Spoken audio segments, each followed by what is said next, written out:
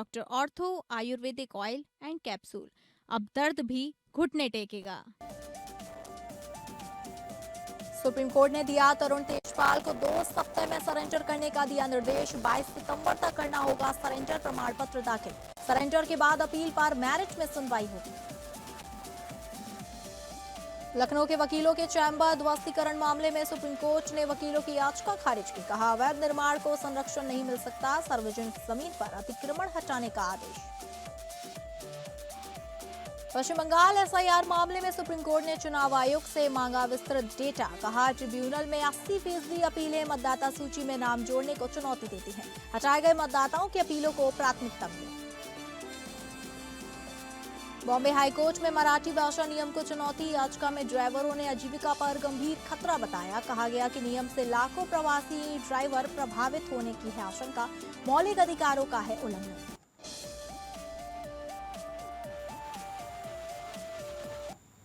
नमस्कार, मैं हूं आपके साथ साक्षी मिश्रा। लोकप्रिय कानूनी प्रोग्राम लीगल हेल्पलाइन में आप सभी का हार्दिक स्वागत है। इसमें हमारे कानूनी विशेषज्ञ रोजमर्रा की जिंदगी की समस्याओं से जुड़े कानूनी मसलों पर आपकी शंकाओं का समाधान करते हैं। आप भी इस प्रोग्राम से जुड़ सकते हैं और फोन करके कानूनी राय ले सकते हैं। आज हम आपको ग्राम न्यायालयों से जुड़ी कानूनी जानकारी देंगे। तमाम पहलुओं की ज्यादा जानकारी देंगे हमारे आज के कानूनी विशेषज्ञ अधिवक्ता राम नरेश यादव जी। अगर आपका इस मसले से जुड़ा कोई भी सवाल है तो आप फोन करके राय ले सकते हैं। हमारा फोन नंबर है 0120612793 और 012061279338।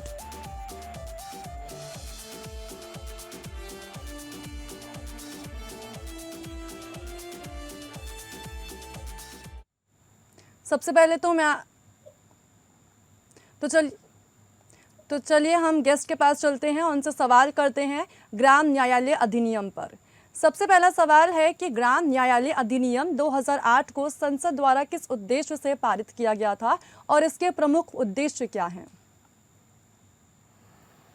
साक्षी जी, जो ग्राम न्यायालय अधिनियम 2008 है, इसका एक मूल मकसद एक ही था कि डोर स्टेप जस्टिस, यानी कि दरवाजे पर न्याय गरीब को घर तक पहुंचाना, इसका एक मुख्य उद्देश्य था। हमारे देश में गांव का आदमी वकील की फीस और शहर के चक्कर काटने के डर से अपने हक की लड़ाई छोड़ देता था। संसद का लक्ष्य था कि किसी भी नागरिक को उसकी सामाजिक या आर्थिक लाचारी के कारण न्याय से वंचित नहीं रहना पड़े। यही इसका मुख्य कारण था कि ग्राम न्यायालय अधिनियम 2008 संसद द्वारा पारित किया गया, ताकि एक सुलभ और अच्छा न्याय डोर स्टेप पर हर नागरिक को मिल सके। ग्राम न्यायालय की स्थापना का प्रावधान इस अधिनियम में किस प्रकार किया गया और इसे कौन स्थापित करता है? जी साक्षी जी, इसे स्थापित करने की जो जिम्मेदारी है वो राज्य सरकार की होती है, लेकिन वो ये काम संबंधित हाई कोर्ट की सलाह से ही करती है। आमतौर पर ये मध्यवर्ती पंचायत यानी ब्लॉक स्तर पर या कुछ गांवों का समूह बनाकर स्थापित किया जाता है, तो इस प्रकार ग्राम न्यायालय की स्थापना होती है। ग्राम न्यायाधिकारी की नियुक्ति कैसे की जाती है और उनकी योग्यता क्या है और उनकी सेवा शर्तें कौन निर्धारित करता है? इसमें जो ग्राम न्याय अधिकारी इनको कहा जाता है, ये कोई आम प्रतिनिधि नहीं, बल्कि ये फर्स्ट क्लास मजिस्ट्रेट के स्तर के न्यायिक अधिकारी होते हैं। इनकी नियुक्ति हाईकोर्ट के परामर्श से, यानी कि हाईकोर्ट की कंसल्टेशन से स्टेट गवर्नमेंट, राज्य सरकार उनको करती है। खास बात यह है कि कानून में एससी, एसटी, महिलाओं और पिछड़े वर्ग को भी इसमें एक उचित प्रतिनिधित्व देने का स्पष्ट प्रावधान है। जी साक्षी जी, ग्राम न्यायालय की स्थानीय क्षेत्राधिकार और न्यायिक क्षेत्राधिकार की सीमा क्या होती है?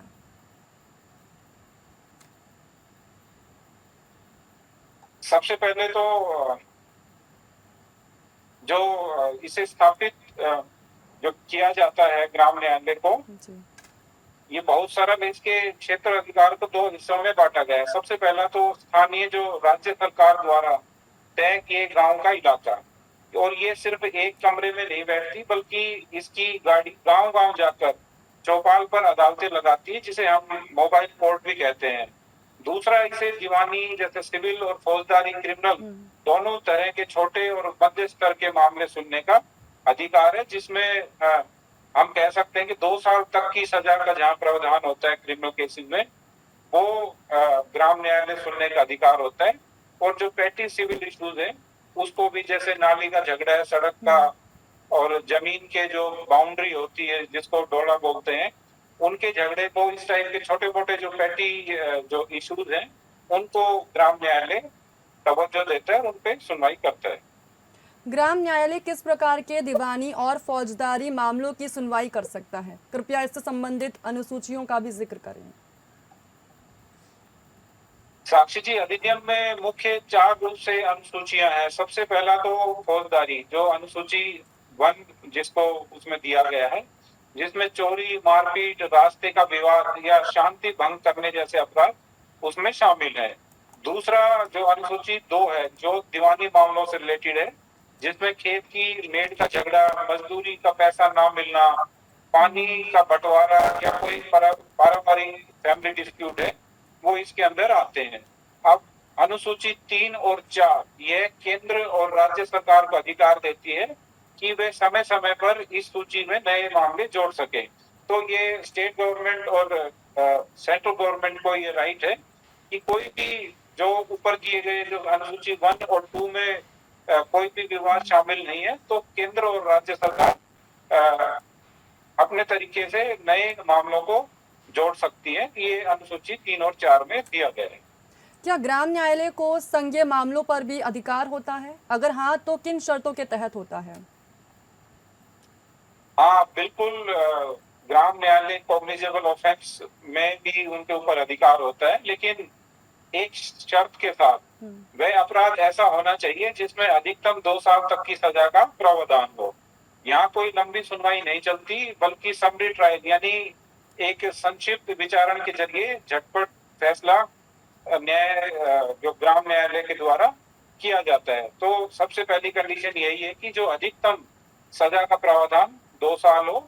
अगर 2 साल से ऊपर है तो कॉग्निजेबल ऑफेंस, उसमें जो उसका कॉग्निजेंस ग्राम न्यायालय नहीं ले सकता।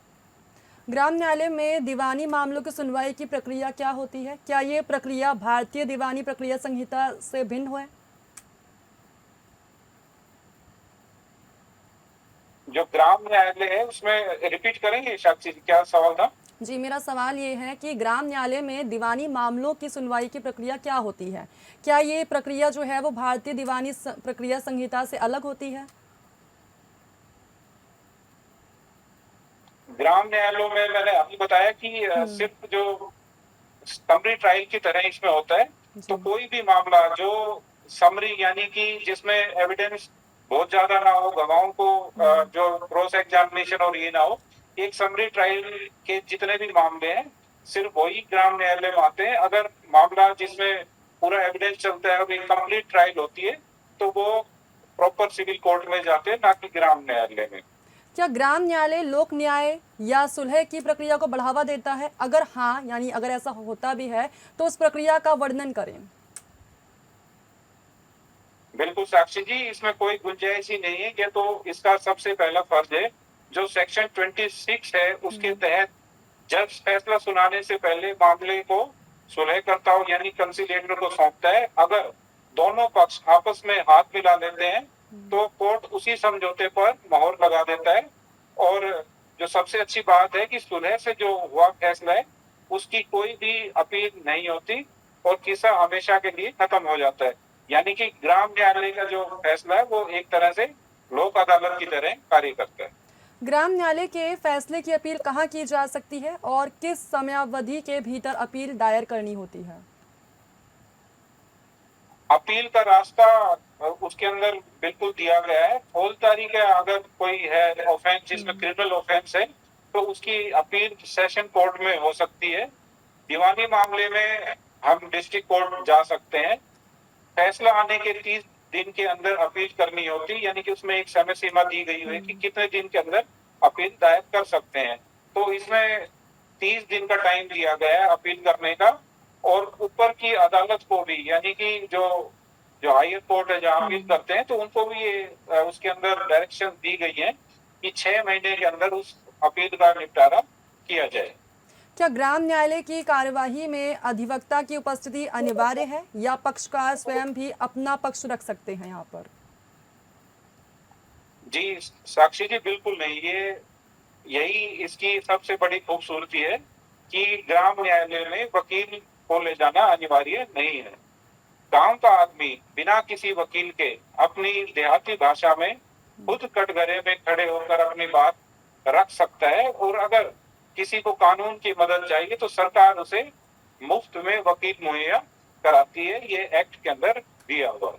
ग्राम न्यायालय के निर्णय की वैधानिक मान्यता क्या है और क्या वो समान रूप से बाध्यकारी होता है जैसे बाकी न्यायालयों के निर्णय? जी, ये एक बहुत बड़ा भ्रम है। ग्राम न्यायालय द्वारा दिया गया फैसला 100% कानूनन बाध्यकारी होता है और ये सभी पर एप्लीकेबल होता है। इसकी डिक्री की ताकत वही होती है जो किसी सिविल या क्रिमिनल कोर्ट के फैसले की होती है। इसे लागू कराने का भी पूरा अधिकार खुद ग्राम न्यायालय के पास होता है, और ग्राम न्यायालय द्वारा दिए गए फैसले बिल्कुल वैसे ही लागू होते हैं जैसे किसी और अदालत द्वारा दिए गए फैसले होते हैं। ग्राम न्यायालय की स्थापना में राज्य सरकार और उच्च न्यायालय की क्या भूमिका होती है? साक्षी जी, दोनों की भूमिका बिल्कुल साफ साफ बटी हुई है। हाईकोर्ट की जो भूमिका है वो न्यायिक नियंत्रण यानी कि जुडिशियल कंट्रोल तक सीमित है। हाईकोर्ट यह तय करता है कि अदालत की आत्मा यानी कानून को सही तरह से लागू किया जाए और लोगों को इंसाफ मिले और वो ठीक से काम करे। ये हाईकोर्ट को देखना होता है। ग्राम जो न्यायालय ग्राम न्याय अधिकारी जी जी साक्षी जी ग्राम न्यायालय एक्ट 2008 के अंतर्गत ग्राम न्यायालयों की प्रभावशीलता और क्रियान्वयन में कौन कौन सी व्यवहारिक चुनौतियां सामने आई हैं अभी तक? जी, मैं इसको बता देता हूँ। जो जज है वो ग्राम न्याय अधिकारी कौन बनेगा, हाईकोर्ट ये तय करता है। उसकी योग्यता क्या होगी, ये हाईकोर्ट तय करता है। जज का ट्रांसफर कहाँ होगा, कोर्ट कैसे काम करेगा, इसकी पूरी एक रूल्स हाईकोर्ट बनाता है। यानी जो न्याय की गुणवत्ता है उसकी पूरी कमान हाईकोर्ट के हाथ में है। अब राज्य सरकार की जो भूमिका है वो इंफ्रास्ट्रक्चर और पैसा देने की है। अब जब हाईकोर्ट ने अपना काम किया है अच्छे से, तो उसे जमीन पर उतारने का जो सारा खर्चा है वो राज्य सरकार उठाती है। कोर्ट की बिल्डिंग कहाँ बनेगी, गांव गांव जाने वाली मोबाइल वैन और गाड़ियों का इंतजाम कौन करेगा, जज साहब की कितनी सैलरी होगी, दफ्तर का कागज कलम और जो एडमिनिस्ट्रेटिव स्टाफ का खर्चा कौन उठाएगा, ये सब जिम्मेदारी राज्य सरकार की तिजोरी पर निर्भर होता है। तो हाईकोर्ट एक जुडिशियल इंटरवेंशन का काम करती है और राज्य सरकार इंफ्रास्ट्रक्चर प्रोवाइड करने का काम करती है। जी, ग्राम न्यायालय और लोक अदालत में क्या डिफरेंस होता है? जो लोक अदालत है वो हमारे जो सिविल और क्रिमिनल कोर्ट्स हैं, यानी कि जो डिस्ट्रिक्ट लेवल पे, हाई कोर्ट लेवल पे और सुप्रीम कोर्ट लेवल पे, इन तीनों में लोक अदालत लगती है। इन दोनों में एक कॉमन बात है कि जो फैसला, अगर मान लो सेटलमेंट की बात हो रखी है, अगर सेटलमेंट दोनों पार्टियों के बीच में ग्राम न्यायालय में होती है और अगर सेटलमेंट लोक अदालत में होती है, तो दोनों में ही अपील का कोई प्रोविजन नहीं है। यानी कि अगर ग्राम न्यायालय में कोई सेटलमेंट के तहत आपसी रजामंदी में कोई समझौते से कोई ऑर्डर या कोई निर्णय पास होता है तो वो अपीलेबल नहीं है, यानी उसकी अपील नहीं हो सकती। सेम ऐसे ही लोक अदालत में भी उसकी अपील नहीं हो सकती।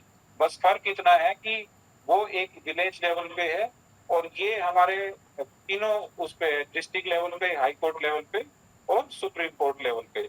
लेकिन अगर ग्राम न्यायालय में जो समझौता आपस में रजामंदी से नहीं है तो उसमें अपील हो सकती है। जैसे सिविल कोर्ट में, हाई कोर्ट में जा सकते हैं सिविल कोर्ट के निर्णय के खिलाफ, और हाई कोर्ट के निर्णय के खिलाफ सुप्रीम कोर्ट आ सकते हैं। ग्राम न्यायालयों की स्थापना के बाद भी उनके प्रभावी रूप से काम न कर पाने के क्या कारण है? हकीकत थोड़ी कड़वी है साक्षी जी, इसमें 3 सबसे बड़ी चुनौतियां है। सबसे पहली तो सरकार की कागजी सुस्ती, यानी कि कानून बने 1.5 दशक से भी ज्यादा हो गया है, लेकिन कई राज्यों ने इसे आज तक लागू करने में वैसे फुर्ती नहीं दिखाई जैसी सरकारी फाइलों की होती है। इसका स्पीड जो बेहद धीमी है, जितने ग्राम न्यायालय बनने चाहिए थे उसके 20% भी जमीन पर नहीं उतर पाए। जैसे मैं बताऊं आपको कि ये एक्ट 2008 में आया था और इस एक्ट के बाद अभी केवल पूरे देश में 313 न्यायालय हैं, ग्राम न्यायालय की स्थापना हुई है और केवल 11 राज्यों ने ही इसकी स्थापना की है। बाकी जो 16 राज्य है उसमें आज तक कोई स्थापना इसकी नहीं है और ना ही वो इसको आगे लेके कोई रुचि दिखा रहे हैं। तो ये बहुत ही सुस्त तरीके से चल रहा है और इतने जितने न्यायालय की उम्मीद थी उस गति से ये नहीं हुआ है काम। दूसरा, बजट। जिस अदालत की पहचान यह थी कि वो गाड़ी में बैठकर गांव-गांव चौपाल लगाएगी, क्योंकि उसका पर्पस था कि एक मोबाइल वैन होगी, उसमें जज होंगे, उनके साथ जो स्टाफ जो उनके स्टेनो वगैरह होंगे और वहीं पे बात सुनेंगे और उसका निपटारा कर देंगे। लेकिन उस मोबाइल कोर्ट के पास कई जगह डीजल तक के भी पैसे नहीं है, न ढंग की बिल्डिंग मिली, ना इंटरनेट मिला, ना जरूरी स्टाफ मिला।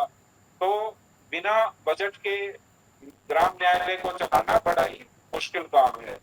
अब कई जगह ये भी देखा गया कि वकीलों ने विरोध किया। जब ये व्यवस्था बनी तो कुछ जो लोकल बार एसोसिएशन थी एडवोकेट की, उनको लगा कि अगर गांव में ही फैसला हो गया तो शहर की कचहरी में उनके पास कौन आएगा, इसलिए इसका विरोध भी हुआ।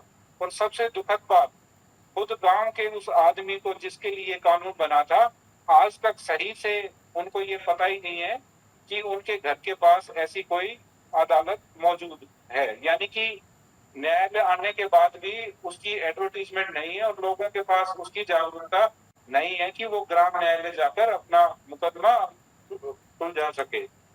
अब जब ग्राम न्यायालय एक्ट आया तो उस नीति में कोई खोट नहीं था, नियत और बजट में कमी रह गई। अगर सरकार इसे सिर्फ कागजी योजना ना मानकर थोड़ा बजट को बढ़ाती और मजबूत इच्छा शक्ति देती तो आज भी देश की अदालतों में जो लटके करोड़ों मुकदमों का जो बोझ है वो चुटकियों में ग्राम न्यायालय के माध्यम से कम हो जाता। तो कुछ कमियां हैं, लेकिन हमें सकारात्मक रहना चाहिए, क्योंकि ग्राम न्यायालय आने से जो आम जन है उनको बहुत फायदा हो सकता है और ये सरकार को भी और सबको मिलकर इसमें सहयोग करके इसको आगे बढ़ाना चाहिए ताकि एक सुलभ न्याय व्यवस्था मिल सके। न्यायमूर्ति की नियुक्ति और ग्राम न्यायालय की कार्यप्रणाली किस प्रकार न्यायालयों से अलग होती है? देखिए, नियुक्ति तो इसमें हाईकोर्ट ही करते हैं जजों की, क्योंकि हाईकोर्ट उसकी नियुक्ति करते हैं, उसके रिगार्डिंग रूल्स भी हाईकोर्ट ही बनाते हैं। अब इसमें फर्क इतना ही है कि ग्राम न्यायालयों में समरी ट्रायल्स होती है, यानी कि मामला जल्दी निपट जाता है समरी ट्रायल के माध्यम से। मेन जो कोर्ट है उसमें पूरी ट्रायल, एक कंप्लीट ट्रायल चलती है जिसमें सालों लग जाते हैं खत्म होने में। तो उसमें सबसे बड़ा डिफरेंस तो ये है। दूसरा, इसमें न्याय पाना सुलभ है, क्योंकि जो मोबाइल बैंक का जो प्रोविजन है, यानी कि मोबाइल कोर्ट्स का, तो वो गांव-गांव जाके, जैसे सपोज एक तारीख दी कि आज इस तारीख को इस गांव में न्यायालय आएगा, आज इसको इसमें आएगा, तो एक सुलभ तरीके से जो उनको बगैर खर्चा किए गांव के लोगों को वो एक सुलभ न्याय मिलने की एक व्यवस्था की गई है। लेकिन जो हम दूसरी कोर्ट में देखते हैं तो उसके लिए तो उसको जो गांव का आदमी है उसको कोर्ट में जाना पड़ेगा और अपने वकील को इंगेज करना पड़ेगा, लेकिन यहाँ एडवोकेट इंगेज करने की कोई बाध्यता नहीं है। तो ये सबसे बड़ा फर्क है ग्राम न्यायालय में और दूसरी अदालतों। बहुत बहुत धन्यवाद राम नरेश यादव जी इस जानकारी के लिए। तो ये थे हमारे कानूनी विशेषज्ञ अधिवक्ता राम नरेश यादव जी, जिन्होंने ग्राम न्यायालय अधिनियम पर अच्छी जानकारी दी। इसमें बस इतना ही। नमस्कार।